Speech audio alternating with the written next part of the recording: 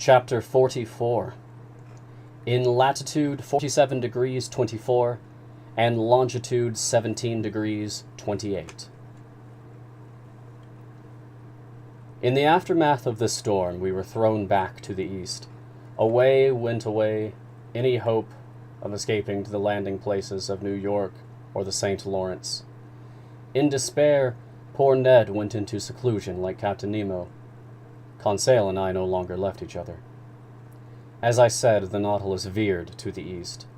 To be more accurate, I should have said to the northeast. Sometimes on the surface of the waves, sometimes beneath them, the ship wandered for days amid these mists so feared by navigators. These are caused chiefly by melting ice, which keeps the air extremely damp. How many ships have perished in these waterways as they tried to get directions from the hazy lights on the coast? How many casualties have been caused by these opaque mists? How many collisions have occurred with these reefs, where the breaking surf is covered by the noise of the wind? How many vessels have rammed each other, despite their running lights, despite the warnings given by their bosun's pipes and alarm bells? So the floor of this sea had the appearance of a battlefield, where every ship defeated by the ocean still lay, some already old and encrusted, others newer and reflecting our beacon light on their ironwork and copper undersides. Among these vessels, how many went down with all hands, with their crews and hosts of immigrants at these trouble spots so prominent in these statistics? Cape Race, St. Paul Island, the Strait of Belle Isle, the St. Lawrence Estuary.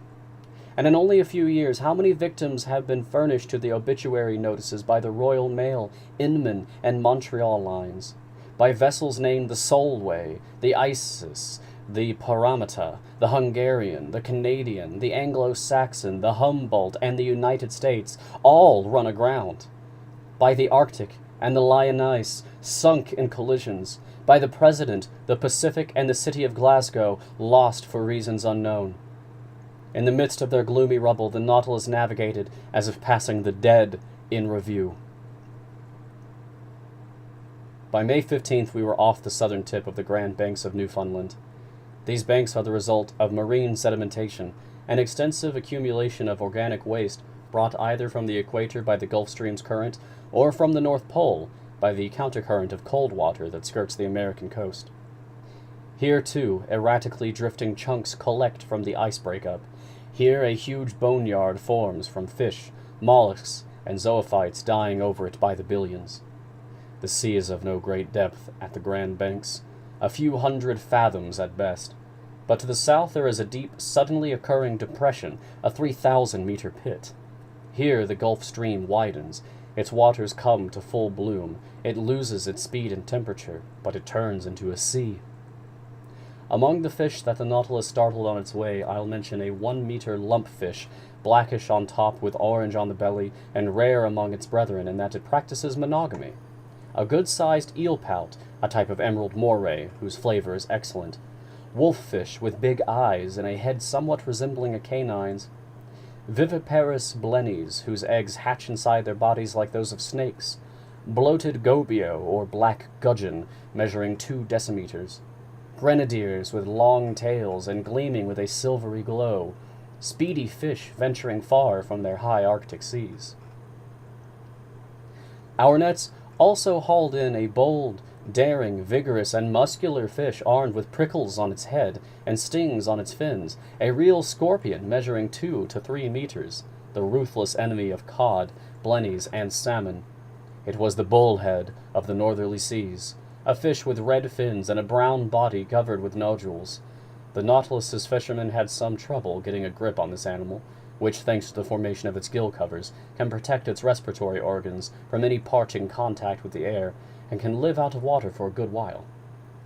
And I'll mention, for the record, some little banded blennies that follow ships into the northernmost seas, sharp-snouted carp exclusive to the North Atlantic, scorpionfish, and lastly, the gadoid family, chiefly the cod species, which I detected in their waters of choice over these inexhaustible Grand Banks. Because Newfoundland is simply an underwater peak, you could call these cod mountain fish. While the Nautilus was clearing a path through their tight ranks, Conseil couldn't refrain from making this comment.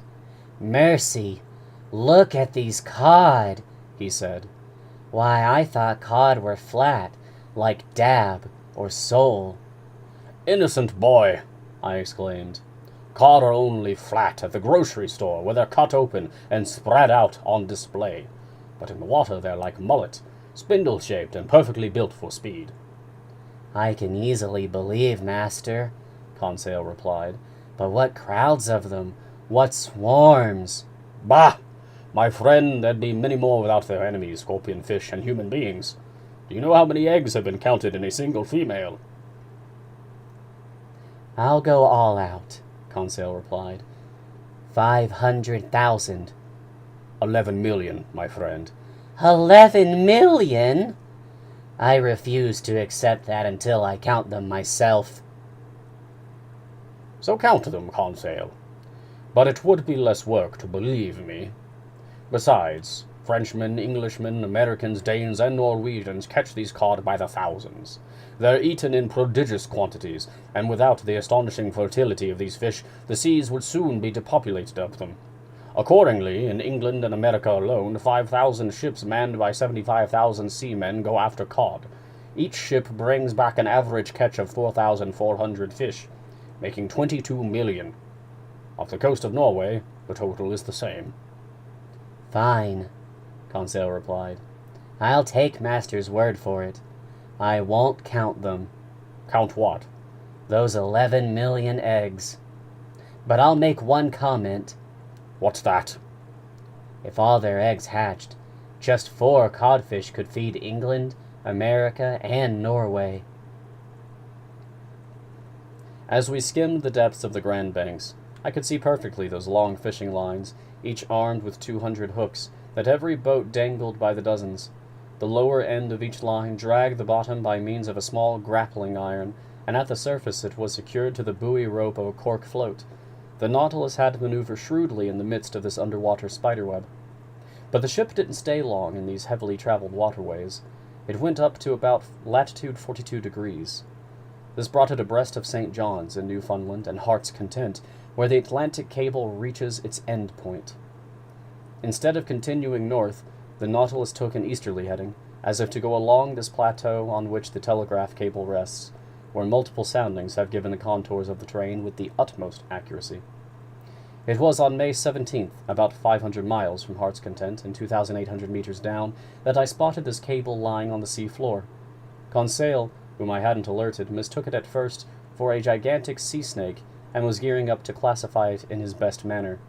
But I enlightened the fine lad and let him down gently by giving him various details on the laying of this cable. The first cable was put down during the years 1857 to 1858, but after transmitting about 400 telegrams, it went dead. In 1863, engineers built a new cable that measured 3,400 kilograms, weighed 4,500 metric tons, and was shipped aboard the Great Eastern. This attempt also failed. Now then, on May 25th, while submerged to a depth of 3,836 meters, the Nautilus lay in precisely the locality where the second cable...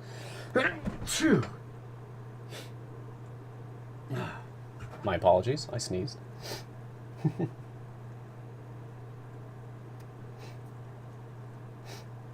Now then, on May 25th, while submerged to a depth of 3,836 meters, the Nautilus lay precisely in the locality where the second cable suffered the rupture that ruined the undertaking. It happened 638 miles from the coast of Ireland. At around 2 o'clock in the afternoon, all contact with Europe broke off. The electricians on board decided to cut the cable before fishing it up, and by 11 o'clock that evening they had retrieved the damaged part. They repaired the joint and its splice. Then the cable was resubmerged. But a few days later it snapped again and couldn't be recovered from the ocean depths. These Americans refused to give up. The daring Cyrus Field, who had risked his whole fortune to promote this undertaking, called for a new bond issue. It sold out immediately. Another cable was put down, under better conditions. Its sheaves of conducting wire were insulated within a gutta-percha covering, which was protected by a padding of textile material enclosed in a metal sheath. The Great Eastern put back to sea on July 13th, 1866. The operation proceeded apace. Yet there was one hitch. As they gradually unrolled this third cable, the electricians observed on several occasions that someone had recently driven nails into it, trying to damage its core. Captain Anderson, his officers, and the engineers put their heads together, then posted a warning that if the culprit were detected, he would be thrown overboard without a trial. After that, these villainous attempts were not repeated. By July 23rd, the Great Eastern was lying no farther than 800 kilometers from Newfoundland when it received telegraphed news from Ireland of an armistice signed between Prussia and Austria after the Battle of Sadova. Through the mists, on the 27th, it sighted the port of Heart's Content. The undertaking had ended happily, and in its first dispatch, young America addressed old Europe with these wise words so rarely understood: "Glory to God in the highest, and peace on earth to men of good will." I didn't expect to find this electric cable in mint condition, as it looked on leaving its place of manufacture. The long snake was covered with seashell rubble, and bristling with foraminifera. A crust of caked gravel protected it from any mollusks that might bore into it. It rested serenely, sheltered from the sea's motions, under a pressure favorable to the transmission of that electric spark that goes from America to Europe in 32 1/100ths of a second. This cable will no doubt last indefinitely, because, as observers note, its gutta-percha casing is improved by a stay in salt water. Besides, on this well-chosen plateau, the cable never lies at depths that could cause a break. The Nautilus followed it to its lowest reaches, located 4,431 meters down, and even there it rested without any stress or strain. Then we returned to the locality where the 1863 accident had taken place. There the ocean floor formed a valley, 120 kilometers wide, into which you could fit Mount Blanc without its summit poking above the surface of the waves. This valley is closed off to the east by a sheer wall 2,000 meters high. We arrived there on May 28th, and the Nautilus lay no farther than 150 kilometers from Ireland. Would Captain Nemo head up north and beach us on the British Isles? No. Much to my surprise, he went back down south and returned to European seas. As we swung around the Emerald Isle, I spotted Cape Clear for an instant, plus the lighthouse on Fastnet Rock that guides all those thousands of ships setting out from Glasgow or Liverpool. An important question then popped into my head. Would the Nautilus dare to tackle the English Channel? Ned Land, who promptly reappeared after we hugged shore, never stopped questioning me. What could I answer him? Captain Nemo remained invisible.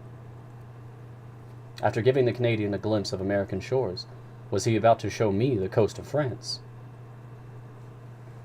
But the Nautilus kept gravitating southward. On May 30th, in sight of Land's End, it passed between the lowermost tip of England and the Scilly Islands, which it left behind to starboard. If it was going to enter the English Channel, it clearly needed to head east. It did not. All day long on May 31st, the Nautilus swept around the sea in a series of circles that had me deeply puzzled. It seemed to be searching for a locality that it had some trouble finding. At noon, Captain Nemo himself came to take our bearings. He didn't address a word to me. He looked gloomier than ever. What was filling him with such sadness? Was it our proximity to these European shores? Was he reliving his memories of that country he had left behind? If so, what did he feel? Remorse? Or regret? For a good while these thoughts occupied my mind, and I had a hunch that fate would soon give away the captain's secrets. The next day, June 1st, the Nautilus kept to the same tack. It was obviously trying to locate some precise spot in the ocean. Just as on the day before, Captain Nemo came to take the altitude of the sun. The sea was smooth, the skies clear. 8 miles to the east, a big steamship was visible on the horizon line. No flag was flapping from the gaff of its fore and aft sail, and I couldn't tell its nationality.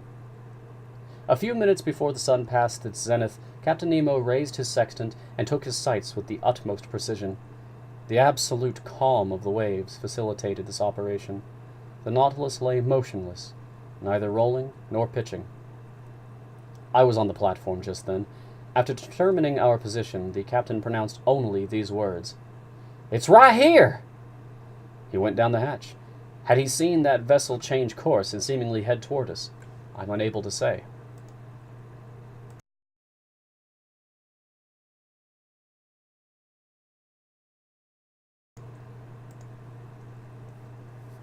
I returned to the lounge. The hatch closed, and I heard water hissing in the ballast tanks.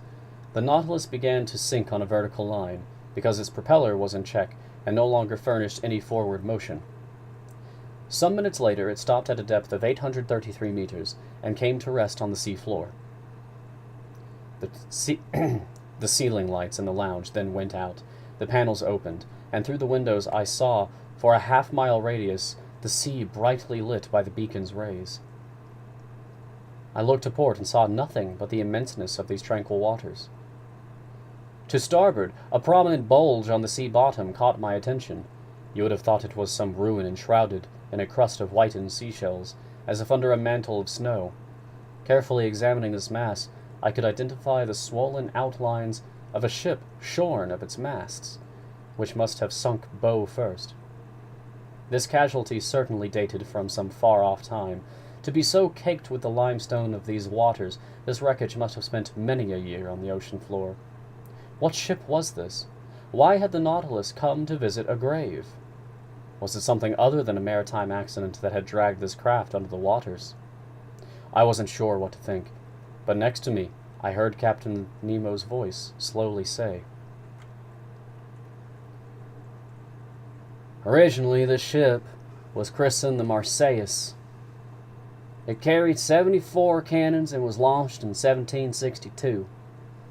On August 13, 1778, commanded by La Poit Vertrieux, it fought valiantly against the Preston. On July 4, 1779, as a member of the squadron under Admiral d'Estaing, it assisted in the capture of the island of Grenada. On September 5, 1781, under the Count de Grasse, it took part in the Battle of Chesapeake Bay. In 1794, the new Republic of France changed the name of this ship. On April 16th of that same year, it joined the squadron at Brest under Rear Admiral Villeray de Joyeuse, who was entrusted with escorting a convoy of wheat coming from America under the command of Admiral von Stabel. In this second year of the French Revolutionary calendar, on the 11th and 12th days in the month of Pasture, this squadron fought an encounter with English vessels. Sir, today is June 1st, 1868, or the 13th day in the month of Pasture. 74 years ago to the day, at this very spot, in latitude 47 degrees 24 and longitude 17 degrees 28, this ship sank after a heroic battle. Its 3 masts gone, water in its hold, a third of its crew out of action. It preferred to go to the bottom with its 356 seamen rather than surrender, and with its flag nailed up on the afterdeck. It disappeared beneath the waves to shouts of "Long live the Republic!" "This is the Avenger!" I exclaimed. "Yes, sir, the Avenger. A splendid name," Captain Nemo murmured, crossing his arms. End of chapter 44.